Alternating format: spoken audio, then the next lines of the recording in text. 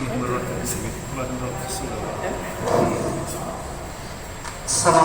warahmatullahi wabarakatuh. Waalaikumsalam warahmatullahi wabarakatuh. Innal hamdalillah nahmaduhu wa nasta'inuhu wa nastaghfiruh wa na'udzu billahi min shururi anfusina wa min sayyiati a'malina.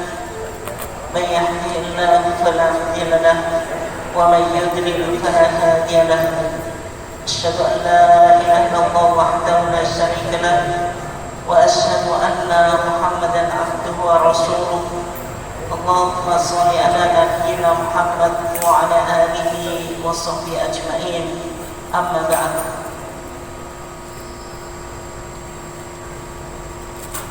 Bapak-bapak dan saudara-saudara sekalian yang dimuliakan Allah, alhamdulillah pada kesempatan ini kita masih diberikan Allah Subhanahu wa taala nikmat yang berupa kesehatan, sehingga pada kesempatan ini kita masih bisa menghadiri dan mengikuti kajian rutin ketarjian kita di Masjid At-Taqwa Sukoharjo, dan selawat serta salam semoga tetap terlimpahkan kepada Nabiullah Muhammad sallallahu alaihi wasallam.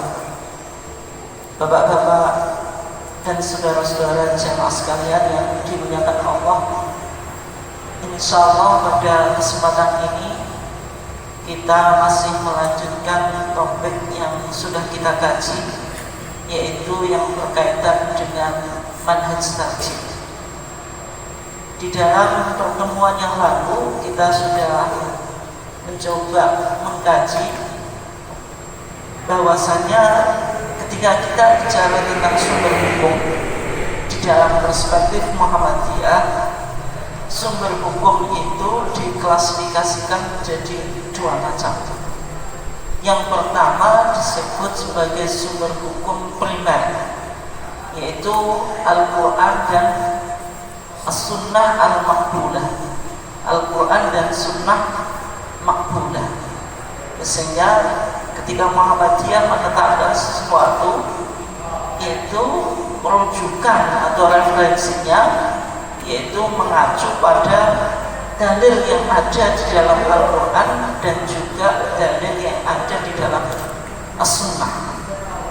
Dan sudah kita bahas bahwasanya Sunnah Maqbulah itu tidak hanya mencakup hadis yang sahih, tetapi juga hadis hasan, yang mana dulu di dalam Masail Al-Khams, kitab 5 masalah kita, itu menggunakan istilah As-Sunnah As-Sahihah. Karena istilah As-Sunnah As-Sahihah itu sering disalahpahami atau diidentikan dengan hadis yang sahih saja, padahal di dalam menetapkan sebuah hukum itu tidak hanya menggunakan hadis sahih, tetapi juga hadis hasan itu bisa dijadikan apa? Hujjah atau sumber hukum. Nah, sehingga di dalam Munas Tarjih tahun 2000, kata As-Sunnah Sahihah itu dicoba diulangi penafsirannya, sehingga dalam putusan kita tahun 2000 itu As-Sunnah Sahihah itu maksudnya apa? As-Sunnah Al-Maqbulah, yaitu sunnah yang bisa apa? Diterima, sehingga maksudnya tidak hanya hadis sahih tetapi juga hadis apa? Hasan, yang tidak dianggap sebagai hujjah atau tidak dapat dijadikan sebagai hujjah dalam pandangan Muhammadiyah itu adalah hadis dhaif. Sehingga dalam fadhailul a'mal, keutamaan amal pun di dalam putusan tarjih kita tetap mengacu pada hadis yang sahih, minimal apa? Hasan bin Ghair, dan tidak dibenarkan menurut manhaj tarjih kita, yaitu menggunakan apa? Hadis dhaif untuk menetapkan sebuah hukum. Jadi Al-Quran dan Sunnah itu sebagai apa? Sumber primer. Kemudian kita juga sudah berbicara tentang sumber-sumber sekunder atau paratekstual atau pendamping.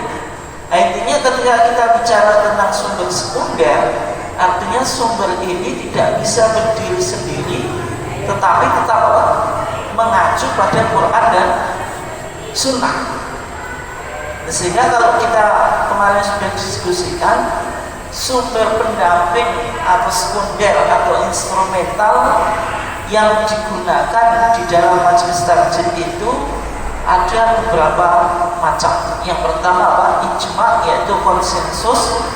Tetapi sudah kita kaji bahwasanya ijma yang diterima oleh Muhammadiyah itu ijma yang berdasarkan periodisasi atau masa, yaitu ijma yang terjadi pada masa sahabat. Sehingga ketika kita bicara ijma dalam konteks Muhammadiyah, ijma yang bisa diterima itu adalah ijma as-sahabat, yaitu ijma yang terjadi pada masa sahabat.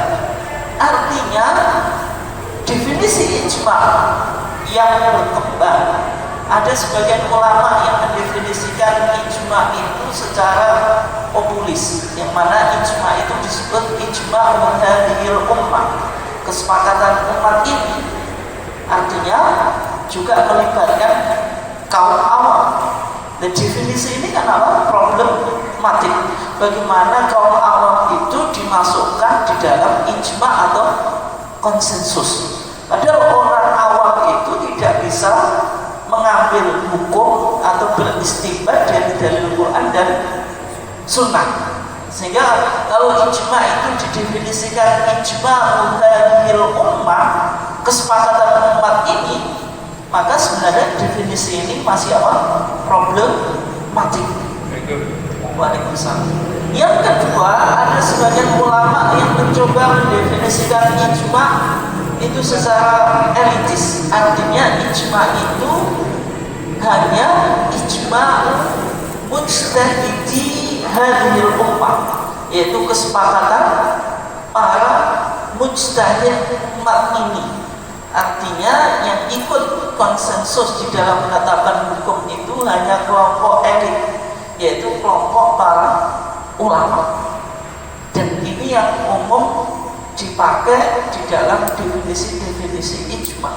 Tetapi kembali pada pemahaman kita awal, dari dua definisi ijma ini sebenarnya Muhammadiyah tidak menggunakannya, tetapi Muhammadiyah lebih cenderung kepada ijma yang terjadi pada masa sahabat.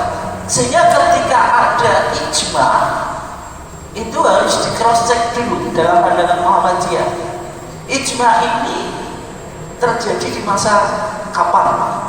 Sehingga kalau tidak terjadi di masa sahabat, meskipun itu ijma ulama, maka belum bisa dijadikan sumber hukum.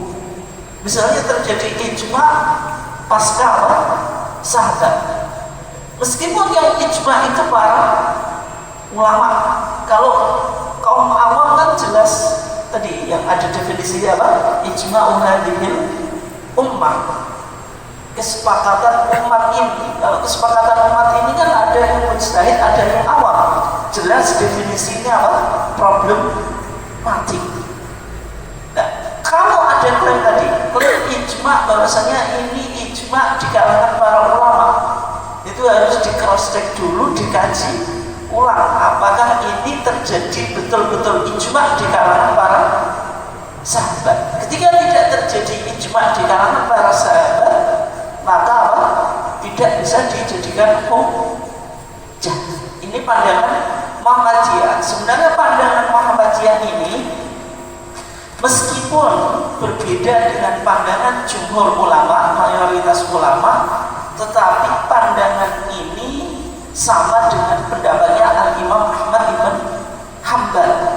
Ketika terjadi banyak klaim ijma dalam masa Al-Imam Ahmad ibn Hanbal, maka Al-Imam Ahmad ibn Hanbal bilang, man idda'a wujudal ijma' fa huwa kadhibun.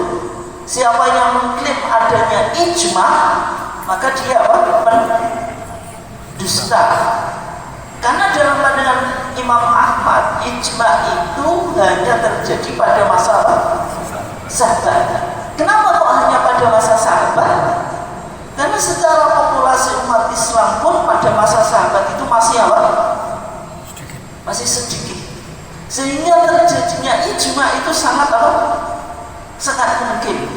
Karena ijma itu kan kesepakatan. Kesepakatan itu harus melibatkan semua pihak. Tidak boleh hanya sekelompok atau beberapa orang saja. Yang kedua, sahabat itu adalah orang yang paling dekat dengan Nabi. Khairul quruni qarni tsumma alladhi yalunahum tsumma alladhi yalunahum. Sebaik-baik masa itu adalah masa kata Nabi, kemudian masa setelahku, yaitu masa siapa? Sahabat. Artinya sahabat ini orang yang paling paham dengan apa yang dilakukan oleh Nabi. Mereka itu adalah apa? Pewaris ilmu Nabi. Sehingga semua sahabat itu pasti memiliki pemahaman yang benar di dalam masalah agama.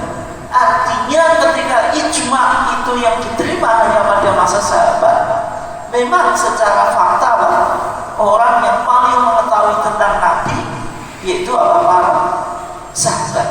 Yang kedua, secara populasi umat Islam pun, yang mana ijma itu kalau kita katakan sebagai kesepakatan, maka sangat mungkin terjadi yaitu pada masa sahabat, yang mana ketika itu belum banyak melakukan diaspora atau hidup di beberapa tempat.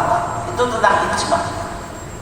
Kemudian juga tentang kias. Muhammadiyah itu juga menerima apa? Kias. Hanya saja kias itu tidak digunakan di dalam masalah apa? Ibadah, dalam pandangan apa? Muhammadiyah. Sehingga Muhammadiyah pun itu menerima kias. Hanya saja aplikasi kias mungkin beda antara Muhammadiyah dengan yang lainnya. Dan kita sudah lihat beberapa contoh yang kemarin, yaitu tentang penggunaan apa? Kias. Kemudian berikutnya ada yang disebut sebagai al-istihsan.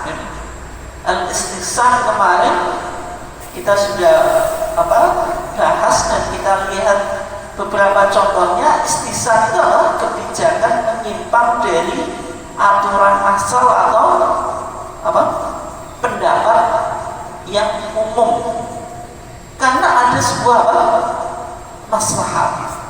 Kemarin kita sudah lihat tentang kasus penjualan benda wakaf atau harta wakaf itu diperbolehkan. Ketika menjual benda wakaf itu karena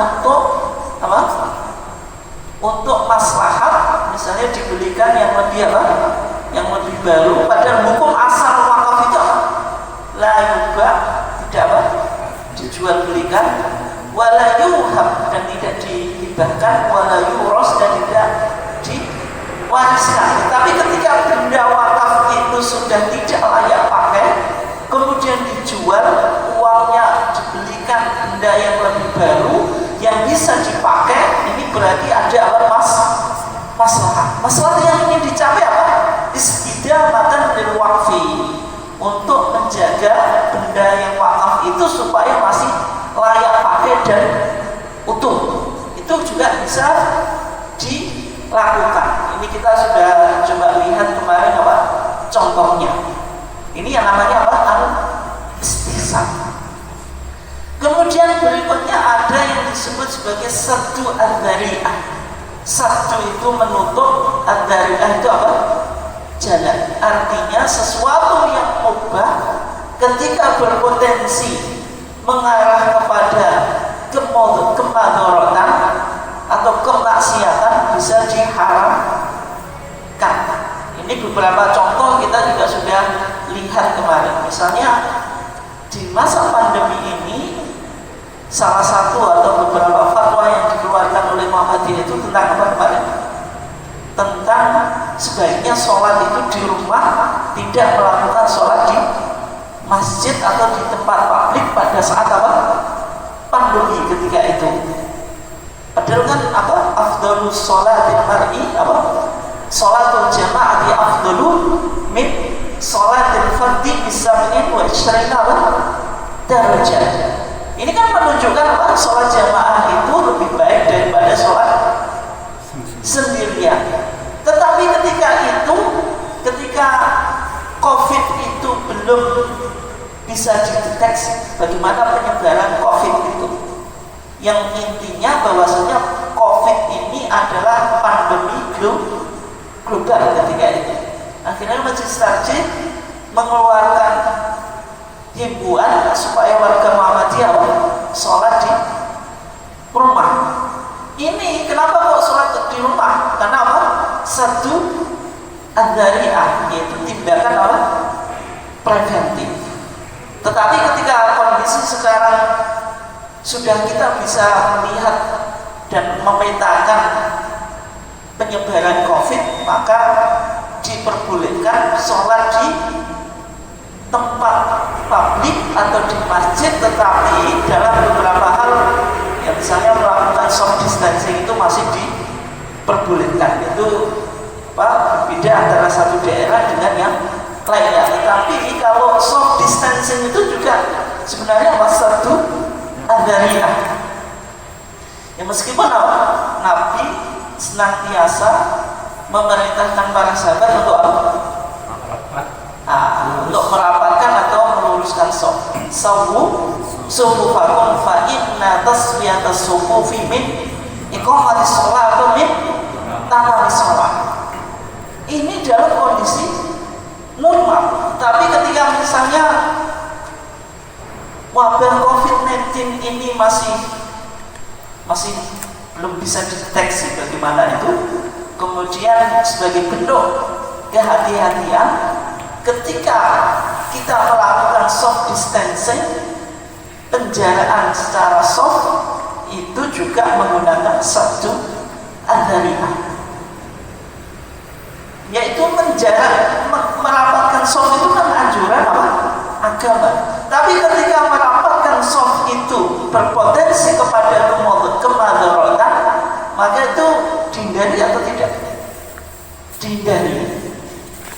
Berarti sesuatu yang diperintahkan ketika mengarah kepada kemadharatan apa?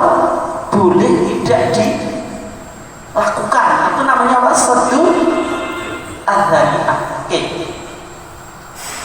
Kemudian berikutnya yang kita akan coba kaji pada kesempatan ini, meskipun nggak ada slide-nya ya, ini berat saya jelasin kalau nggak ada slide-nya.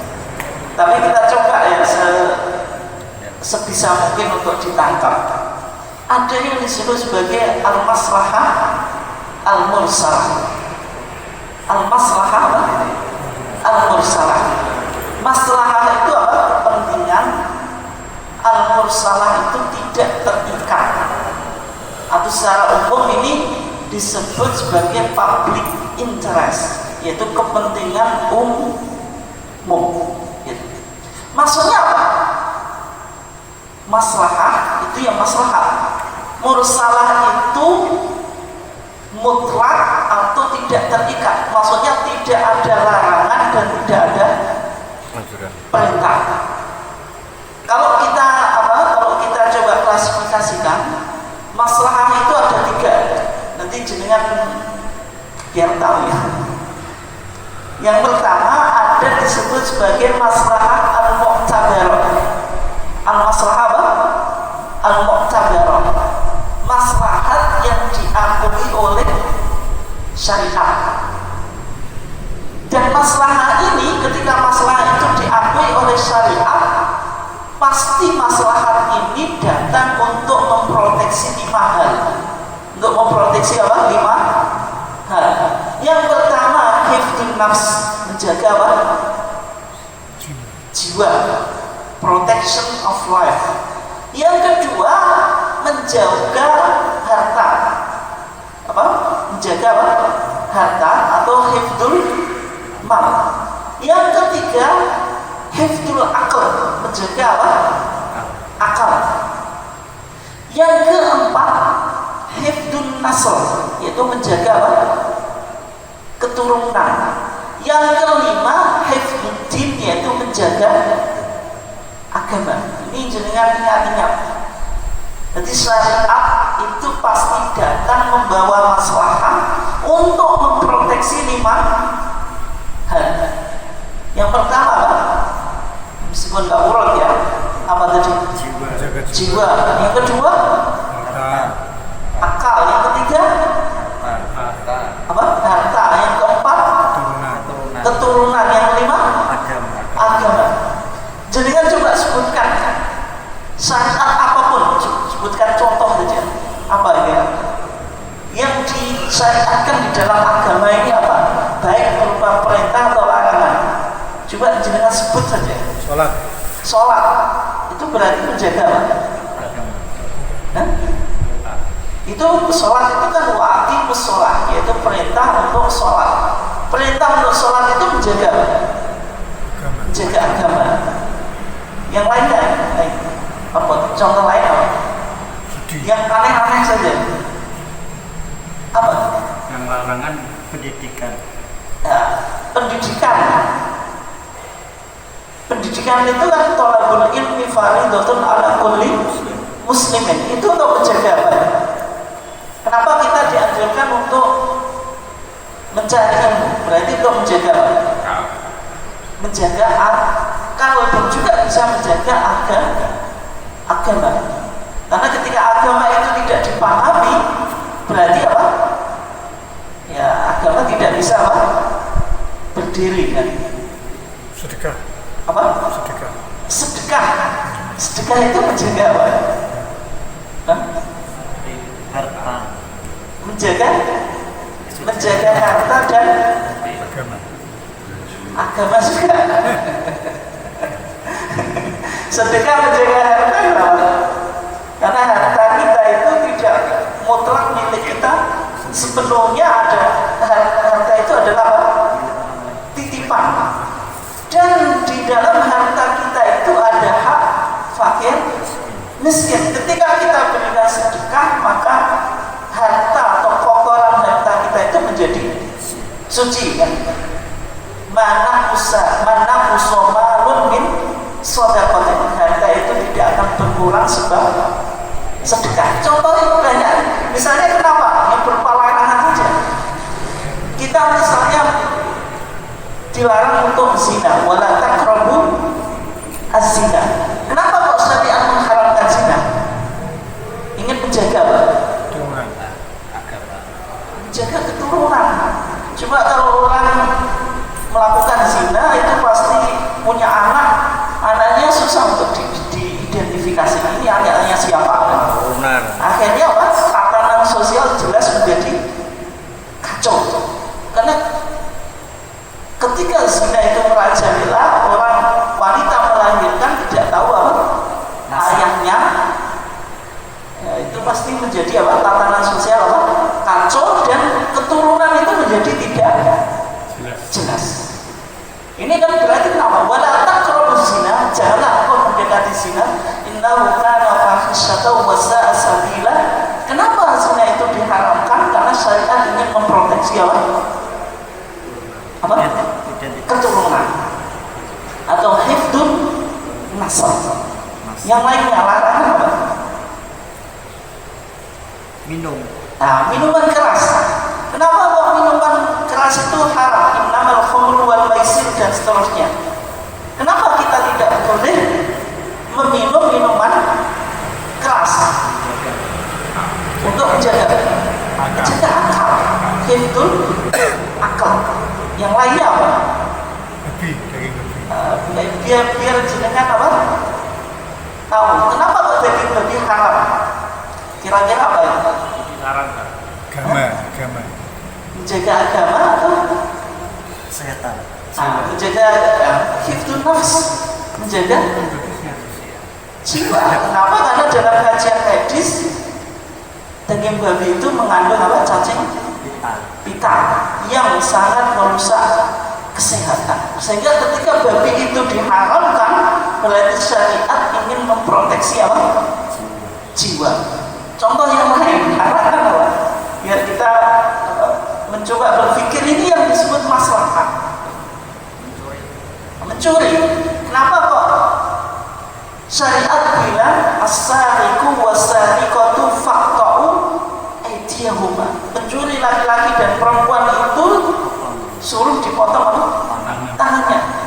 Kenapa kok syariat mensyariatkan potong tangan? Potong tangan itu perbuatan baik atau tidak sebenarnya? Tidak. Tapi kenapa kok disyariatkan? Kenapa? Karena syariat ingin menjaga apa? Harta. Ketika orang mencuri itu menjadi halal, maka tatanan sosial kita jelas rusak. Kenapa? Karena setiap orang akan nanti sama dengan hewan. Tidak ada apa? Kepemilikan atau hak milik. Setiap orang melihat ada sesuatu yang berharga dan dia ingin langsung diambil. Tapi ketika syariat apa? Mengatakan bahwasanya di dalam pencurian itu ada apa? Hukuman yang berat. Berarti apa? Syariat ingin menjaga apa? Kepemilikan atau untuk menjaga harta. Contoh lain, membunuh orang lain itu boleh atau tidak? Tidak. Kenapa kok dilarang? Al-Quran bilang apa? Walakum fil qisasi hayatun ya ulil albab la'allakum apa? Ta'qilun. Walakum, dan bagimu fil qisasi, di dalam kisos.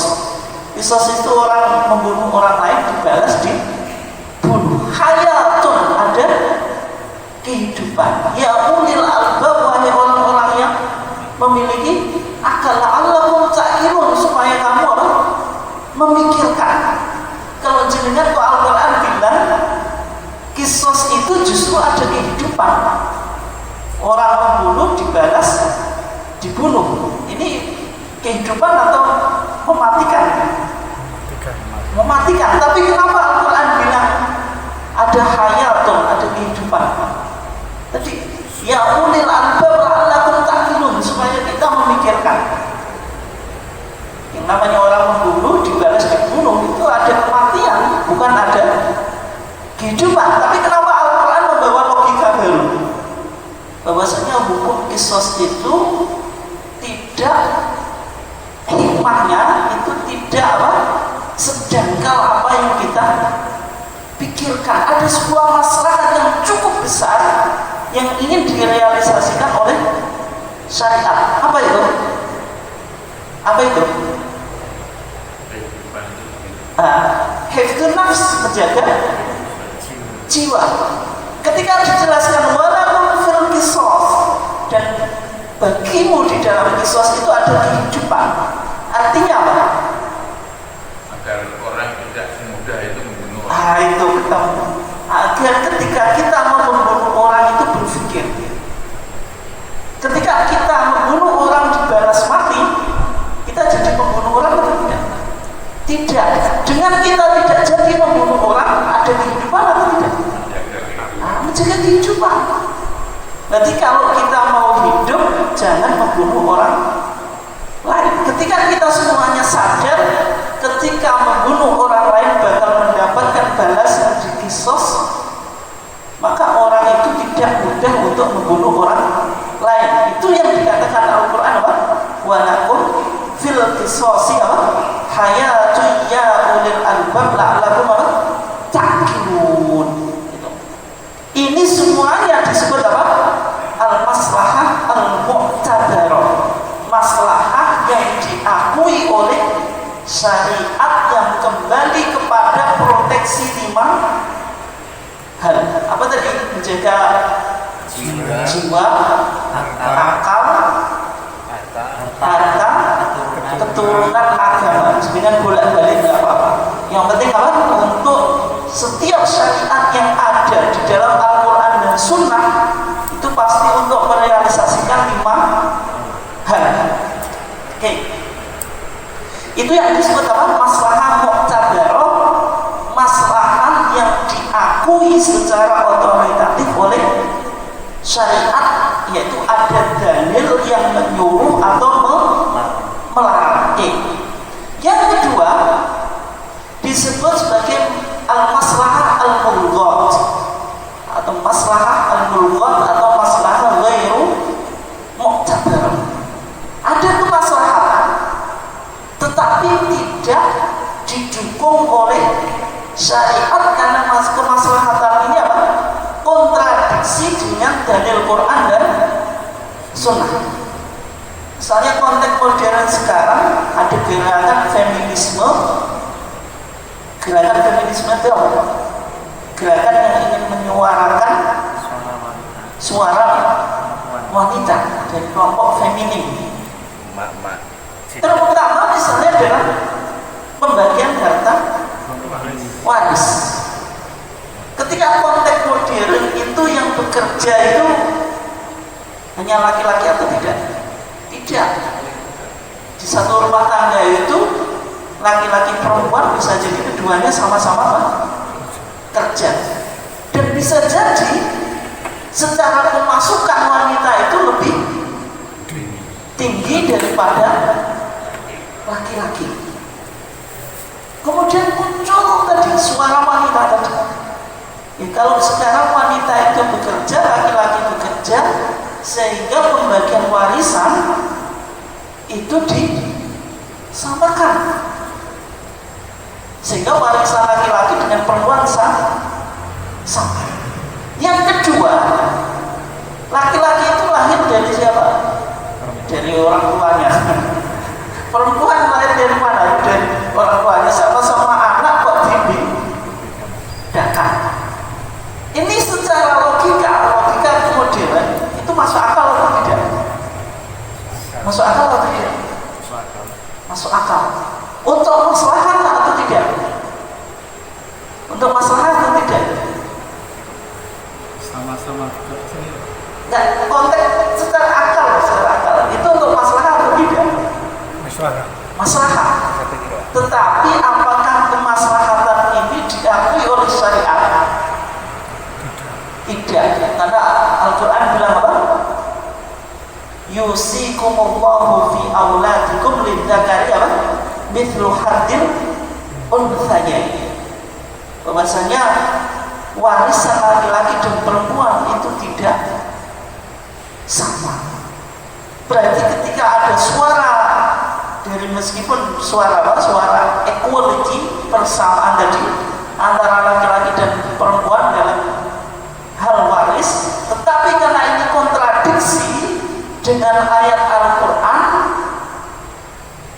masalah semacam ini bisa dipertimbangkan atau tidak? Jawabannya tidak. Berarti masalah ini digugurkan oleh syariat. Bisa dipahami ya? Yang satu, kalau masalah muktabar tadi didukung oleh teks itu maksudnya dari Al-Quran dan Sunnah. Yang masalah kedua itu apa? Tidak didukung oleh teks. Misalnya kalau jenengan daripada perzinaan itu di mana-mana, ini guyonan, di bawah pohon saja terjadi perzinaan. Bagaimana kalau kita lokalisasi? Biar perzinaan itu tidak jadi sampah masyarakat. Kalau ingin melakukan zina ya di tempat lokalisasi, ya di tempat tertentu. Ini untuk masalah atau tidak? Untuk masalah. Masalahnya apa? Supaya tidak ada sampah masyarakat dan juga jujukannya mudah. Oke, secara akal ini benar nggak? Masuk akal nggak? Masuk akal.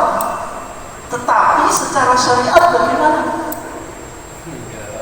Wala taqrabuz zina innahu kana fahisyatan wa sa'a sabila. Berarti berdasarkan syariat yang namanya zina, baik di tempatnya itu dilokalisasi atau tidak, hukumnya tetap haram dan tidak boleh.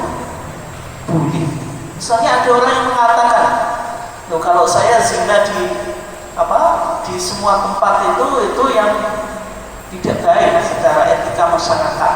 Tapi kalau saya pergi ke lokalisasi tidak mengganggu orang lain, sama-sama suka dan saya juga menyenangkan wanita, itu nggak apa-apa, berarti halal.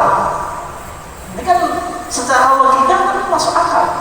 Tetapi secara syariat masalah semacam ini batal, dianulir atau nullified. Oke.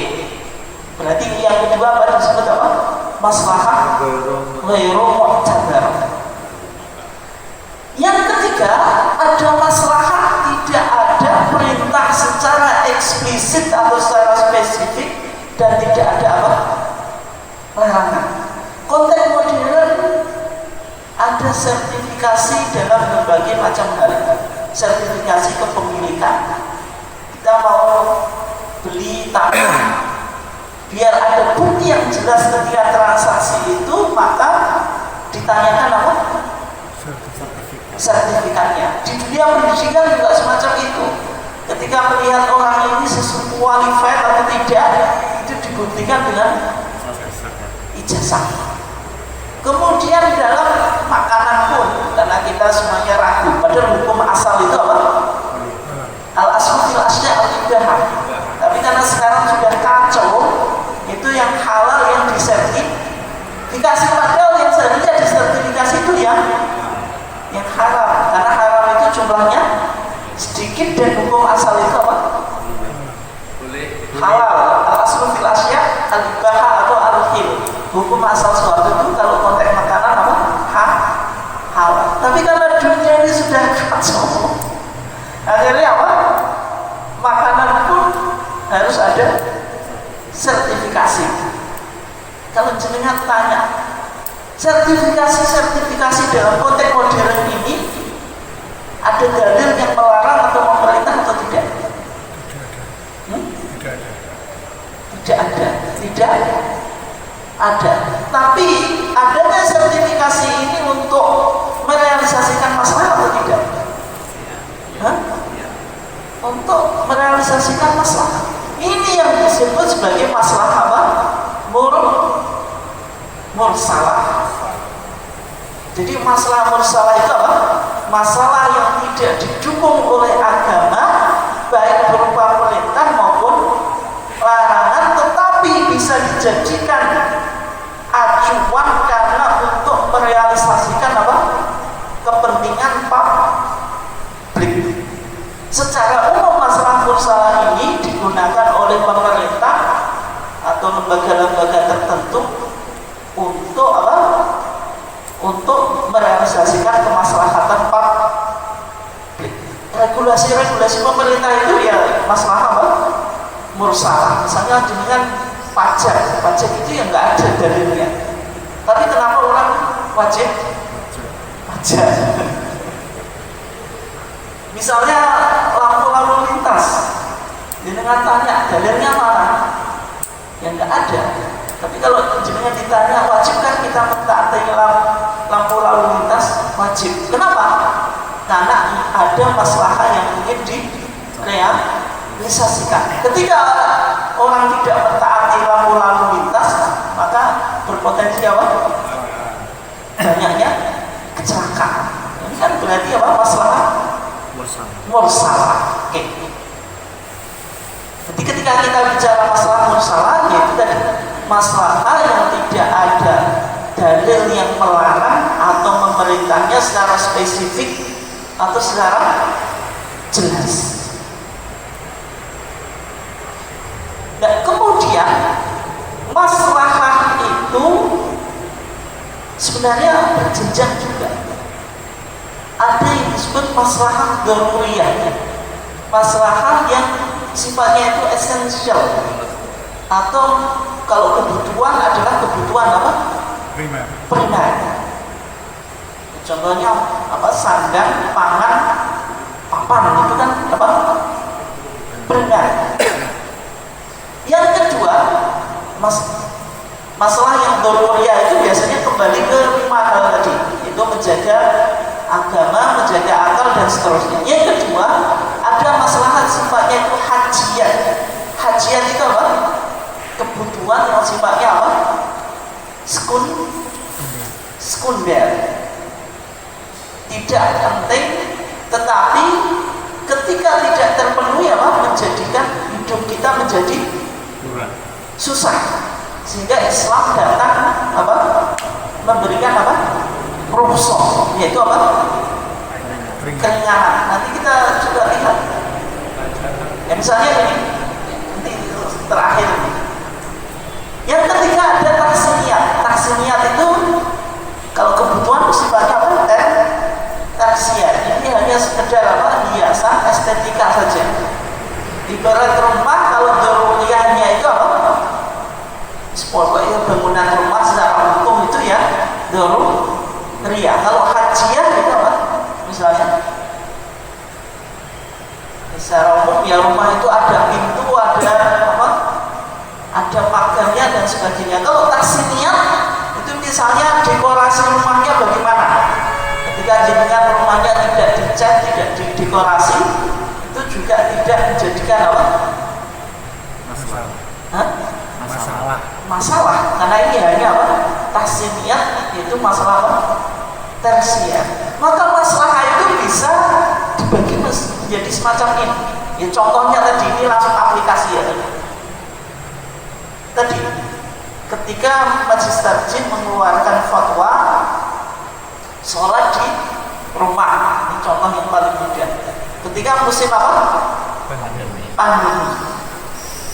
Berarti kalau jenengan lihat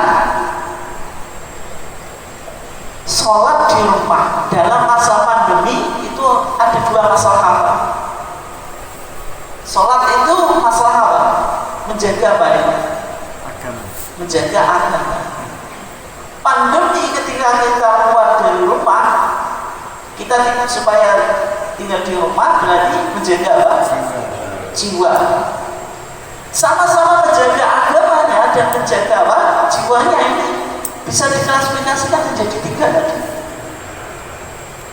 Sholat itu yang daruriyah, yang primer jenengan tetap mengerjakan, baik secara jamaah atau sendirian. Yang hajiat atau yang sekundernya kita melakukan sholat secara berjamaah. Kemudian menjaga jiwa juga berjenjang. Menjaga jiwanya bagaimana? Kalau misalnya ini berpotensi kepada kematian, maka ini menjadi kebutuhan primer. Kalau hanya kemungkinan sakit atau kemungkinan yang belum jelas itu kan belum daruriyah, bisa jadi masih hajiat. Nah, kalau jenengan analisa kenapa kita dianjurkan di rumah, itu ada kontradiktif maslahat. Berarti apa di situ? Ada menjaga jiwa dan menjaga agama. Menjaga agama yaitu sholat. Sholat itu bisa sendirian, bisa berjamaah. Yang primer itu pokoknya mengerjakan sholat. Adapun berjamaah itu tidak primer, karena sholat itu bisa ditunaikan di rumah, dan di rumah pun bisa berjamaah. Tapi tadi ketika jenengan keluar rumah berpotensi terpapar COVID-19, berarti menjaga jiwa ini level masalahnya ini primer, sekunder atau tersier? Primer. Kalau sekarang keluar di publik itu masih spekulasi kan. Tapi ketika wabah COVID kayak dulu, kita kan nggak tahu. Jangan-jangan kita keluar langsung terkapar virus. Ini artinya apa? Ada kontradiktif, sehingga yang dimenangkan Majelis Tarjih sholat di rumah. Kenapa?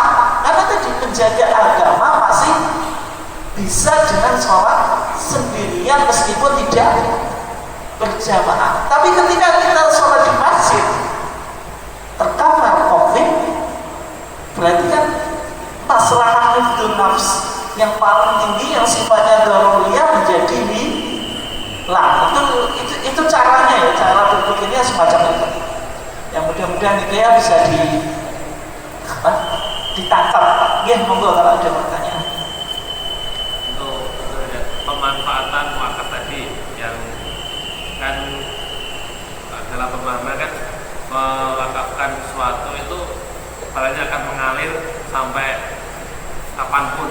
Nah kalau contoh kita membangun masjid, masjidnya sudah dianjurkan, apakah itu kita sampai dibuat surat sampai kapanpun, apakah itu hilang apa tidak? Karena yang wakaf sudah ganti orang lagi.